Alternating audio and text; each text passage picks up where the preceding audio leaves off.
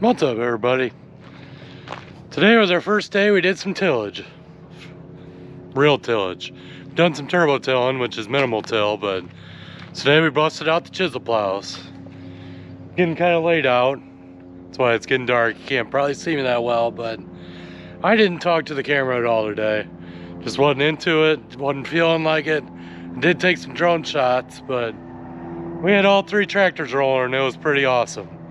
Dad got released from the doctor the other day, so he was out there, and had my big horse. I don't know if you can see it. I drove the big horse with the 26-foot chisel plow on it. Dad drove Blue with his little 15-foot chisel plow, and Zach drove the 7140 with the 15-foot chisel plow. We knocked out 160 acres, so it was a good start. It was a good first day. Sorry this video isn't longer. It's just going to be a quick video, but here's some drone shots of what we got done today. We'll see you next time.